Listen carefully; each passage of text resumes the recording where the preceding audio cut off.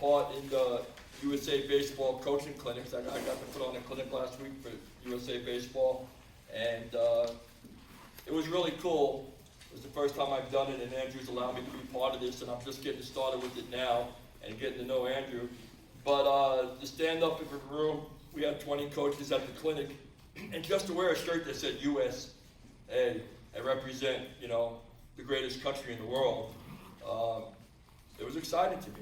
I mean, there's nothing better than this country, and to wear a USA shirt and represent something that's going on in our country to do with baseball is really exciting. And then to bring in one of the top dogs here today is even more exciting. I'll let Chris Eaton's going to come up and talk a little bit about Andrew, introduce him. Chris Eaton is our marketing director, social media director, get here one day late director, all those types of things. But Chris, come on up and introduce Andrew. Chris Eaton, head coach at Sandia High School.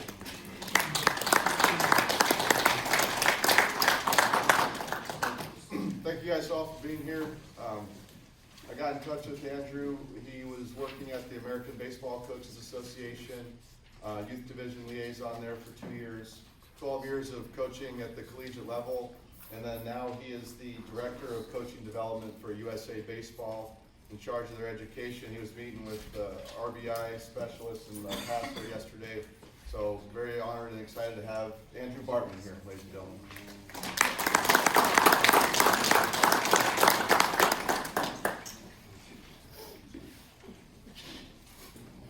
Good morning. I don't need a microphone, do I?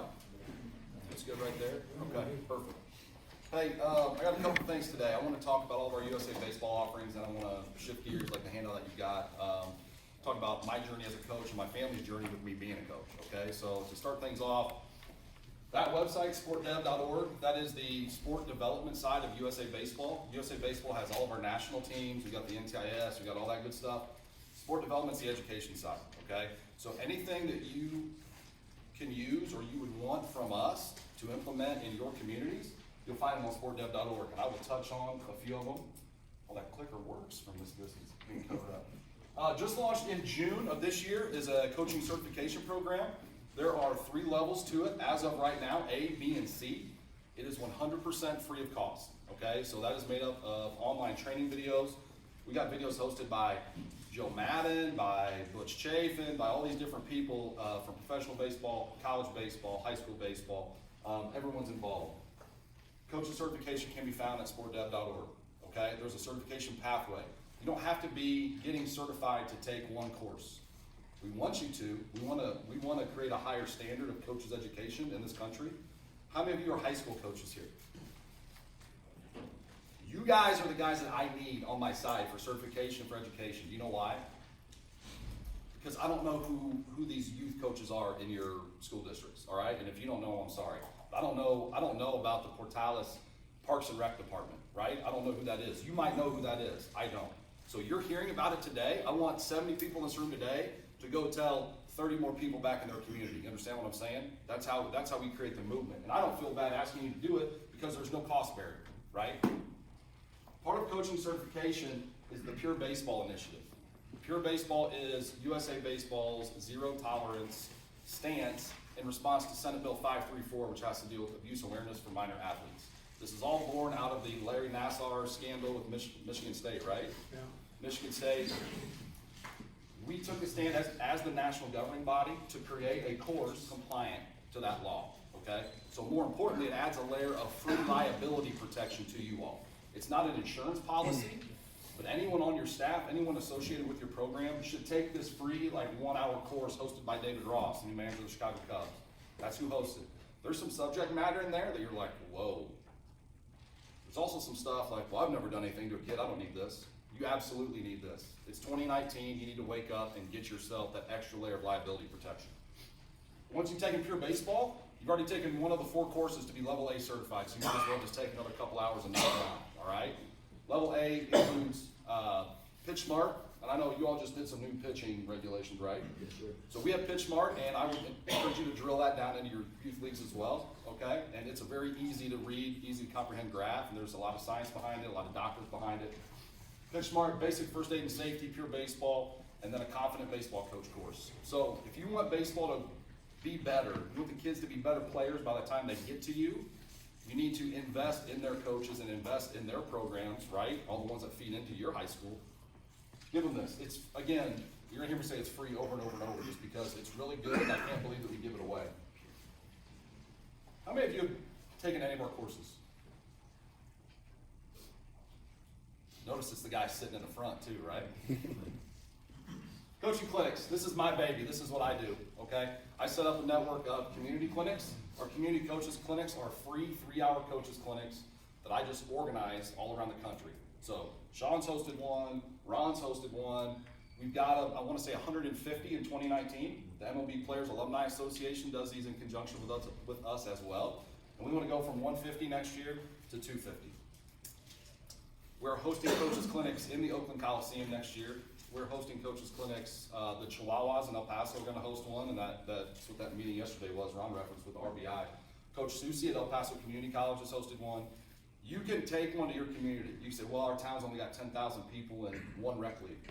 That's fine. If you feel like you or your staff or a couple high school coaches from the area can put something on for them, we want an accountant who coaches his 10-year-old son's team because no one else will do it and doesn't know how to coach baseball. We want him to go to one of these and learn 5 hitting drills, 5 pitching drills, 5 catching drills. We've got a nice digital asset that will send you like, hey, I'll do this, but I don't know how to run a coach's clinic. I'm gonna send it to you, or can we put it up there, clinicmanual.com. You can go there, it's a digital flip book, okay? It'll tell you everything you need to know about hosting a coach's clinic. Our regional clinics, this is a brand new concept. We just did the first one last week in Scottsdale, Arizona. I had a pretty good turnout. These are 2-day coaching immersion events. We use the word regional for a purpose. Okay, there's only gonna be 4 to 6 of these around the country, and I'm thinking that Phoenix, Scottsdale is gonna be the closest one for you all. We may be in Dallas, Fort Worth, but Phoenix, Scottsdale is gonna be the closest one for you. We're only doing those with big league clubs, working with big league clubs on those. We just booked the Braves, so we're gonna be 2 days. The first day is this, it's indoors, at a hotel or, at a ballpark in an indoor space. PowerPoints, for example, Kai Correa, the new first base coach for the Giants, he was with us last week in Arizona because he lives there. He did his infield PowerPoint, hey, here's what I teach, right? I think you need to have like a rocket science degree to even understand his PowerPoint because it's so in-depth and in detail. So we did that day 1. We had a coach's social, we had dinner. Then on day 2, we went on the field and Kai said, okay, now here's how I teach it. So you get that indoor and that outdoor element, all right? So it's something different. We provide meals, we provide swag, we provide some of that stuff, the coach's social. That's the only thing we have that's monetized, and like I said, it's a 2-day event. So we just booked the Braves. We're gonna be doing one of those November 14th, 15th next year at SunTrust Ballpark, at the Big League Ballpark. So we're gonna be at the facility in the ballpark first day. Next day, we're gonna go out on the field with some of the Braves coaches and some of the speakers that we have. You can find, if you just wanna learn about clinics or have a shortcut to tell your people about the clinics, coachclinics.org, okay? Coachclinics.org. Some other offerings we have just in resources, and all this is on sportdev.org, but sometimes it's overwhelming to navigate. Fun at Bat, high school coaches, if you want a free curriculum and equipment for bat and ball program for the elementary schools in your district, you need to email Fun at Bat. Okay, there's a link on there on apply for the program. Over 3 million kids this year are going to be touched by Fun at Bat. The president of Mexico has earmarked $5 million for Fun at Bat. We're in Mexico City right now. The entire island of Puerto Rico, every elementary school is required to do this. And the list of everywhere that we're doing it is on the website. USA Baseball, MLB, and Franklin have joined up for this free program. There's a book, there's a curriculum, there's a teacher's training, okay? It's only for elementary schools, but again, like I asked you, we need to get the word out. So if you want this in your district, they give them a really fun kit, different sizes of balls. It's not just baseball, right? So they almost look like kickball, some of them, and there's soft ones, and there's different styles of bats. It's introducing, like I said, bat and ball sports into schools, and it's a tremendous, tremendous program. Other thing I'll talk about is our mobile coach app. You can download it right now if you want to. It's just the USA Baseball mobile coach app. It's on iPhone and Android. There are practice plans. There is a library of drills on there, and the drills are ranked, easy, intermediate, advanced. Like anything else, guys, we're painting with broad strokes here, with our courses, with certification, with this. If you're taking the time to come to something like this today, probably a little bit more of an advanced coach than some of the people that we really need to get this to, okay? So some of the courses might seem elementary to you, or you might say, hey, that's not really an advanced drill. Well, it might be for someone in a different part of the country, you know what I mean, that hasn't been coaching very long. So if you know anyone that needs some help, all right, crafting a practice plan, learning new drills, they can go right there on that mobile coach app and get that. Okay, any questions about USA Baseball and our offerings? If you want a coach's clinic, I'll get one for you, okay? You want fun at bat in your schools? Tyler or Anthony in our office will get that for you, okay? We'll get you the kit, we'll get you everything you need. We just need you guys to do the legwork, all right? You need to connect us, okay? Connect us with the elementary schools in your area, connect us with the people that would be good clinic hosts, all right? Sound good? And when someone has a free coach's clinic in your area, you need to go to it. It's only 3 hours, okay? And I don't care if you beat Ron this spring. Well, why would I go learn from his staff? We beat them this spring. Doesn't matter, man. It's getting guys together, sharing ideas. And in addition to that, invite someone to go with you who's never been to one, okay? Invite someone with you. Now, I'm gonna take a sip of water and get to talking about what I'm really passionate about. Cover home, give more of yourself. I've given this talk 3 times, I think. So it's a constant work in progress.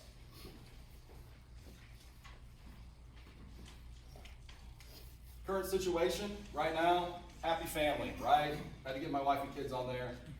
That's like my current situation right there. How real is that? How real is what you see on Facebook and Instagram every day? Is that real life? No. What you don't see behind this picture is 4-year-old Micah Bartman throwing a 4-year-old fit 3 minutes before this, okay, and having to readjust her. Emma Bartman not wanting to be anywhere near her sister. My wife's pissed off at me because I was 5 minutes late. All right? That's what you don't see. When you go on Facebook, that's what it is, okay? What did it take to get to this point? It took a lot of compromise, a lot of fighting, a lot of making up, a lot of still learning, being a lifelong learner. Again, at this point, the power alleys are going strong. Does anyone know what the power alleys are? That's right there, baby. That's right there. That's where I'm at. And I couldn't be any happier about it. All right?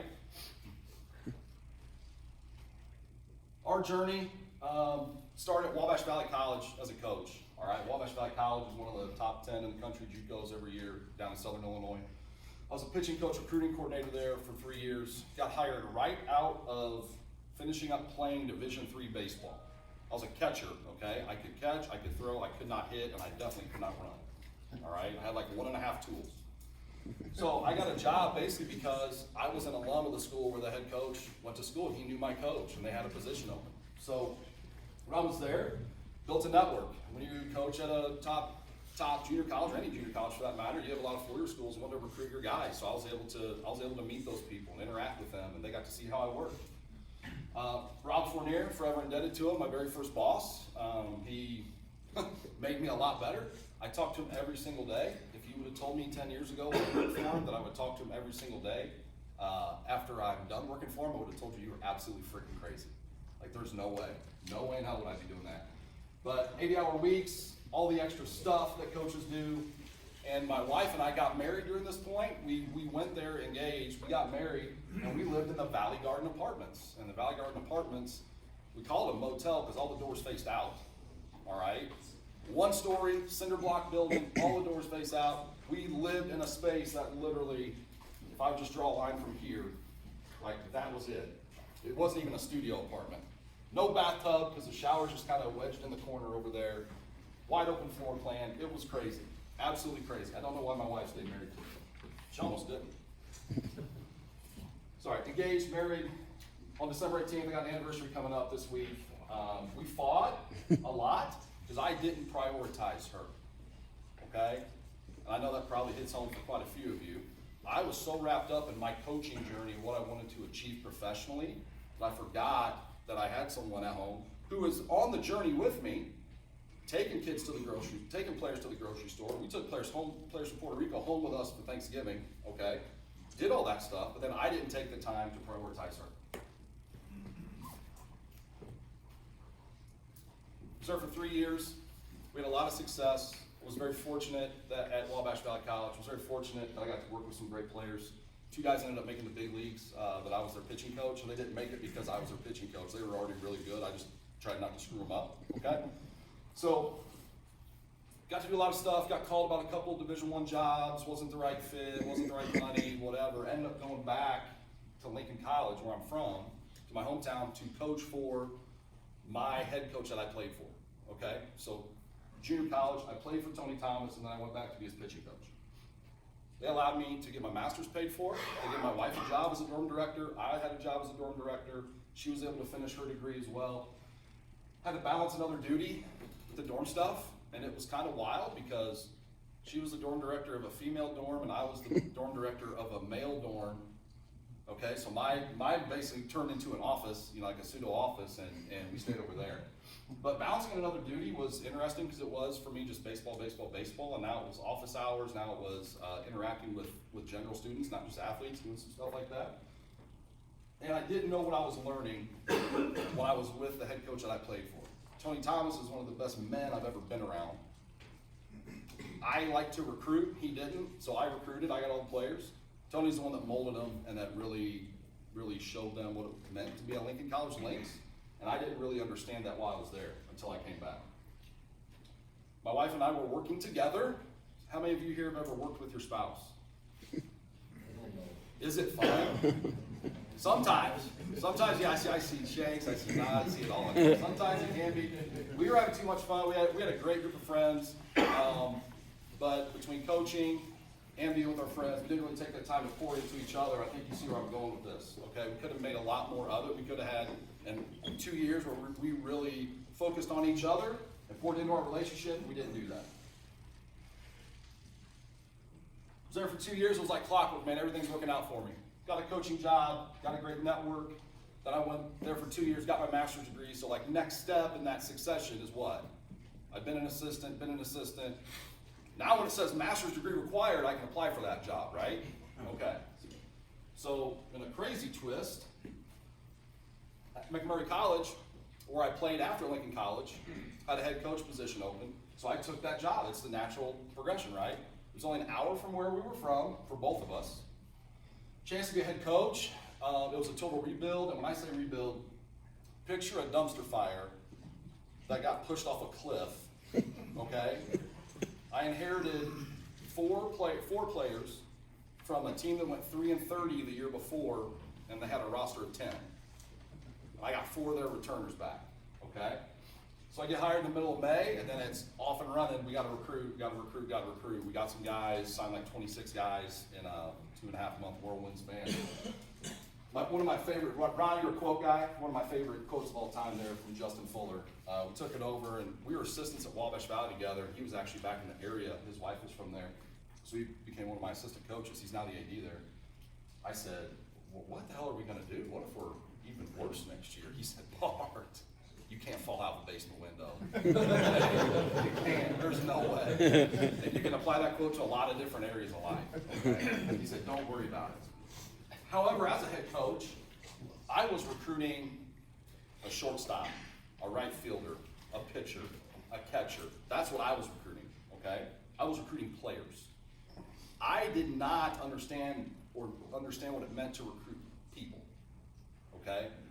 There's a big difference. I paid no attention to what a cultural fit for our program was.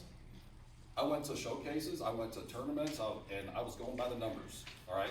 This is before the hashtag data-driven people, okay? This was like stopwatch and radar gun when I say going by the numbers, all right? So we were still watching guys play.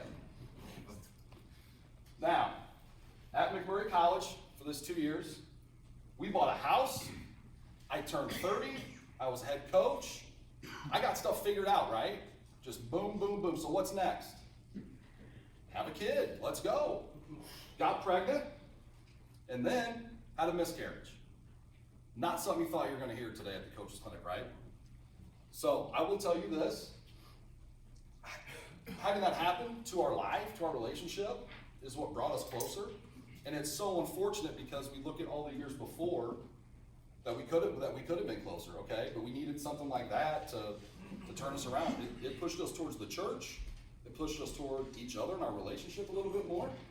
ended up getting pregnant again, and we had Kendall. Kendall's our rainbow baby. A rainbow baby is a baby that's born after you have a miscarriage. And I put Mac Mondays on there for a reason, because I'm an idiot. So on Mondays at McMurray College, there was no class. It's just Tuesday through Friday, all right? So Mac Mondays, it's a great practice day. You know what I'm saying? Like, there is no class. It's like having that holiday where you can do two. You can lift, have study tables, do community service, and practice, knock it all out in one day. So dummy me, we've already had the horrible fortune of going through losing a child. Now we're pregnant. Now we're in the home stretch. Kendall was due in February. My wife was 2 weeks overdue because of how she was sitting inside her, all right? So she's not fun to be around at this point. It's January. We have started spring practice, okay? We're leaving March, whatever, 6th, 8th, 10th, I don't even know the date, to go down to Florida for spring trip to start our season. And we have a meeting with the doctor, and he was like, hey, we're gonna just induce you and do a C-section next week, you know, da-da-da-da-da. It's like, okay, sounds good. She's miserable at this point. He's like, how about Monday? What do you think dummy me said? Preseason though, I said, Doc, that's Mac Monday, baby. I said, we're playing in like 3 weeks.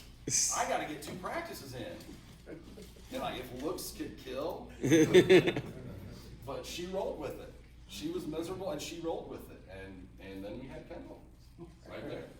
I put that picture there because that's the best moment of my life up to that point. You know what I mean? Her looking at me.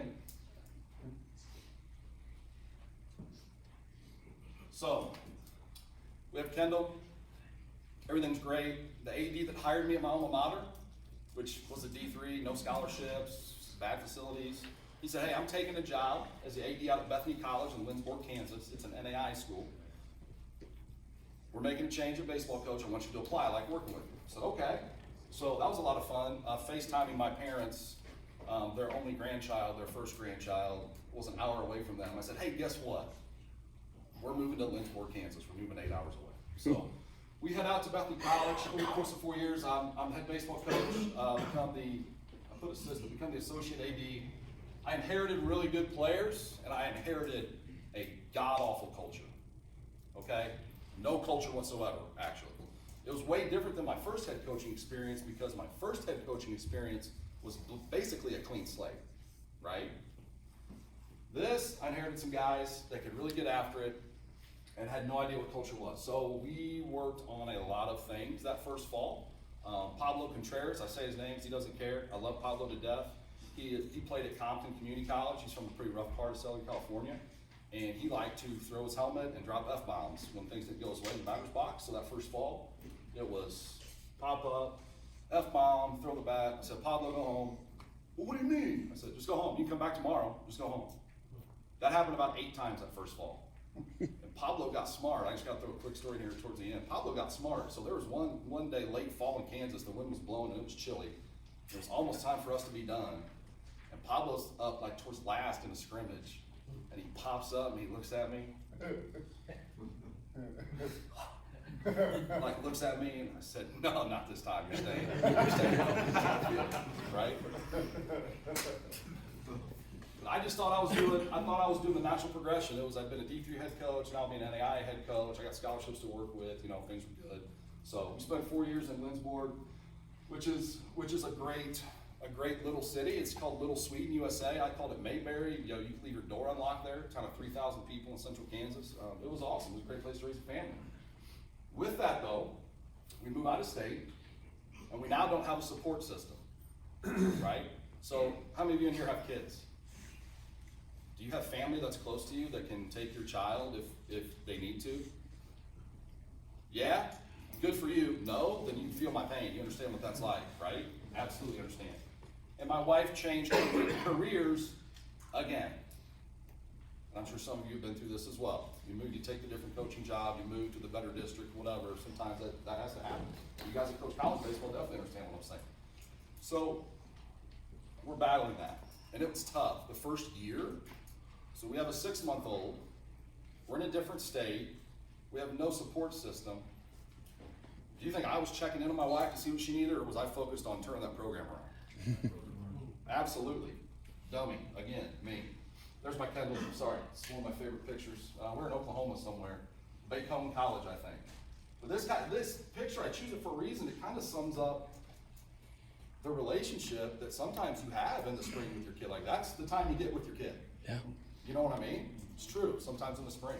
So you gotta find ways to carve out time and ways to do things. Did I skip one? So Micah, our youngest, was born, okay? October 13th, 2015, she's born. It's great, we think everything's fine. We go 3 months in, we find out she's got a birth defect, all right? She needs a very complicated series of surgeries, and we're told the best place to get them done is in Cincinnati, Ohio. So my wife looks at me and she says, we're going to Cincinnati. So we go to Cincinnati. And I don't put a lot of notes on here about Micah, because like her story is going to be her story to tell whenever she's ready to do that. She's 4 right now. You saw her picture earlier. But I managed, sorry, I've been going off the PowerPoint, not really on my notes here. I managed to also screw this up. We needed to go to Cincinnati in the spring. That's when they could get her in, like for an initial like consultation visit. We wanted to drive, take our time getting there. However, I threw a wrench into that plan when Nebraska Wesleyan needed to reschedule a game with us. And I'm not even thinking, I'm in in-season brain, you know what I mean? You got in-season brain sometimes. Sometimes women have pregnant brain, like we got in-season brain as coaches. I went ahead and scheduled that game for the day before we were supposed to be there. And one of my former assistants was coaching Nebraska Wesleyan. So, Nebraska Wesleyan on a weekday. I told my wife, don't worry about it. The game will get done. As soon as the game's done, we'll hop in the car and let's go. So we've got potential life-changing stuff going on for our family, for our daughter. And as soon as the game's over, I get home, I shower. My wife's got the car loaded, ready to go. We're ready to rock, get on the road. And then I realize, so we gotta be there at this time, 8:30 tomorrow morning. And there's a time change. And there's this. That was a really long 12 hours in the car, guys, after coaching.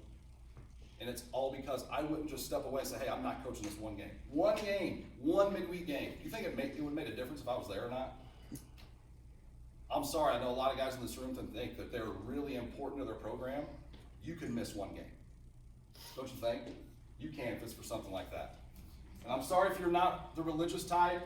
That's my favorite verse in that really old book called the Bible. And it sums up kind of what we've been through, right? You can replace James 1, 2 through 4 and just say that Nick Saban said that, all right, if you're not religious, and you'll get the same thing out of it. You understand what I'm saying? Consider it joy when you face trials of many kinds. So replace trials with adversity. That's everyone's favorite word right now, right? Face adversity because you know that testing your faith produces perseverance. And let it finish its work so you can be mature and complete, not lacking anything. I will tell you at this point, when we have my daughter, she goes through her surgeries, my faith was tested. My faith in everything was tested. I was like, why us? Why do we have a miscarriage? Why do we now have to face this? Okay, after one healthy child, now we're facing this. It was very, very difficult. Now you look at Micah, she's just your typical 4-year-old brat, crazy person running around, right? You wouldn't know anything's wrong with her. But it was a series of stuff over almost 2 years. Sorry, I went too far again. See how I'm doing on time. Great. Here versus present. We're staying in the kitchen. I can't remember if I was in season or not. All I know is we're staying in the kitchen of our house there in Lindsboro, Kansas. My wife's talking, my daughters are playing, and I'm on my phone. I remember I was texting with a recruit, and my wife's talking to me, and she's saying, hey, da-da-da-da-da, and I can't tell you what she said because I wasn't listening, right? I was doing this one. Have you guys ever done this before? Like, oh, yeah. It could be not just your spouse or significant other, it could be to anybody. Like, oh, yeah. She was like, hey, I need you to be present. I said, I am. I'm standing right here. She said, no. I know you're here, but you're not present. So if you don't remember anything else I tell you today, make sure that you are present. There's a difference between physically being somewhere. Oh, you can be here right now. You can be here. You can be checked out on this. And I'll talk to you in a little bit about it. Some of you guys that maybe this doesn't apply to you yet, because you don't have a spouse, don't have a child. but you probably work for someone, if you're an assistant coach who has that, or an AD that has that, right? Or it will apply to you sometime down the road. So be present in everything you do. Be present. Today's day and age, I'm one of the worst offenders. Technology with this thing, it's difficult to be present because you're constantly getting pinged, you're constantly getting dinged. There's constantly something for you to do or that you seek out to do. Try to be present. Sorry. What's it all mean? Head coaches, assistant coaches, new coaches, old coaches. I really have a hard time with coaches who claim to be lifelong learners, but they're only being a lifelong learner in the subject that they choose. You're either a lifelong learner of everything or you're not. If that's the case, you can say, I'm a lifelong learner of hitting or of pitching, okay? You need to be a lifelong learner of everything in your life, right? Head coaches, you've got heavy is the head that wears the crown. You have to make a lot of decisions. I know when it comes time for you to go home, you probably don't want to make a lot of decisions, right? You have a lot of things done for you. Assistant coaches, understand that your head coach needs support. It's not just about the next job for you. Understand that you need to support that head coach. If you're new, if coaching's new to you, just remember, you can learn something from everybody, okay? You absolutely can learn something from everybody. It doesn't matter if that guy's team has a terrible record. He might be facing a lot of internal struggles that you don't know about, all right? Some guys that win a state championship know a lot. Some guys that win a state championship are in fortunate situations, right? It just depends. There's something you can learn from everybody. Old coaches, don't be afraid to learn from the new guys too, okay? Don't do it. I know they may do things a little differently and be a little more brash about things, but don't be afraid to learn from them as well, all right? Be the good, be the example. I know a lot of you hear people say, hey, we'll decide how good our team was 20 years from now, like when we see the kind of men that they become, right? Have you ever heard that before? That's when we'll know if we did our job 20 years from now. So what have you done as their baseball coach to prepare them for that next 20 years as a man? They don't learn by osmosis, guys. You have to be the example for them. Not just for the ones that you think are growing up in a bad situation. That's easy to pinpoint. I mean, this kid's got a bad home life, man, I'm gonna be a good example for him. Okay, well, the kid with a good home life can use another good example too, right? Doesn't matter. You have to be that walking, talking example of what it means to be a man, a leader, a husband, a father. You have to do that every day for your guys. You have to. It is vital for the success of our sport and for our country that you do that. And be the good. It's very easy to get caught up in a moment of weakness. It's very easy to get caught up, in the heat of battle in a game. You have to remember that you are that example every single day, every practice, every meeting, every game. It's you. I was a terrible example of that. Don't make the mistakes I did. All right? I didn't understand what it meant to lead my group of men as a head coach until my last year. My last year, what ended up being my last year at Bethany College before I took the job at the NMBCA, we had our worst record in my 4 years there. It's the only year we didn't make the conference tournament. And they are still the best relationships that I have with any of my former players. How does that make sense? Everyone says winners have reunions and losers just talk bad about each other. We didn't have a good year, but our guys loved each other. We cared about each other. We did 5,000 hours of community service. We crushed it. Our guys all talk. I talked to a lot of them. I was just at a wedding this summer down in San Antonio, going to another one in California. The conference championships, the trophies, that stuff collects dust, right? They're awesome, but they collect dust. The real trophies for you guys need to be the people that you send out into the world. And they need to have a plan about what they're going to be as a man, as a leader, when they leave your program. So you need to set the example, and you need to set them on that right path. If you want to connect with me, there it is. It's also on the sheet. I know I put things on paper and on a PowerPoint, and then I deviate from them a little bit, or a lot of bit, so I apologize. And need me to sing a song or something, Ron, for the next 20 minutes? That'd be awesome. That'd be awesome. Are you sure? Not a Christmas song, but any other song. One more quote for you on the sheet. We need people who are not looking for a title achieved, but for a purpose that's fulfilled. This applies so much to coaching. Like me, I wanted to be the next head coach, right? I wanted to coach at a different level. I wanted those titles and everything that came along with it. Sometimes what comes along with it is not what's right for you at that stage of your life. And sometimes what goes along with it is not right for your family, okay? So I hope that you are coaching baseball in order to impact lives and fulfill your purpose, okay? If you're not doing that, take a look in the mirror. If you need to have a conversation about that, give me a call. Odds are, guys, I've been through it, okay? And I talk about our family struggles in front of you guys to let you know that it's okay to talk about that. And I just want you to be better than I was, all right? So don't let the sport dominate your life. Pour into your home life and pour into your players. Thank you.